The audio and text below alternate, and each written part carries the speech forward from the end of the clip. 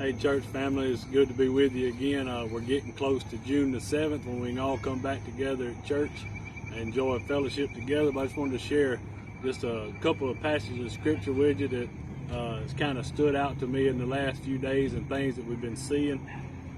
Starting John chapter 13, verse 34 and 35. He says, Jesus says, "A new commandment I give to you, that you love one another as I have loved you, and that you also love one another. By this all will know that you are my disciples, if you have love for one another." And this morning I was reading in Acts chapter 11, and I come across the end of the passage of scripture, and I begin to think about today and how things are today, and the prices of the food and the meat that we're buying. I got to thinking about how expensive this stuff is getting because of this pandemic that we've been dealing with.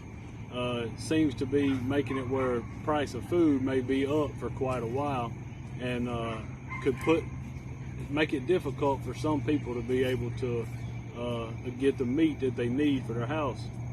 And it says in Acts chapter 11, verse 27 to 30 says, "And in these days prophets came from Jerusalem to Antioch.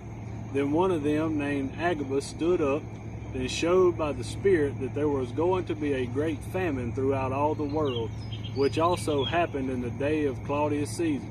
Then the disciples, each according to his ability, determined to send relief to the brethren dwelling in Judea. This they also did, and sent it to the elders by the hands of Barnabas and Saul."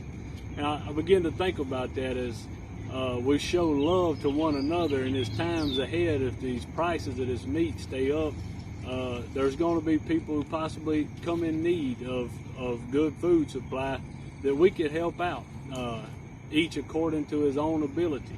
And I know at Bethel we have just great people who are going to do their best to reach out and to help each other in the church in order to get through this time and to bring things back towards normal, and to be able to show that love to one another in that way is not only going to show that we're followers and disciples of Christ, but it'll also show those who are not of the church, who are outside the church, that the love we have for one another because of Christ is something that maybe they would want to have as well.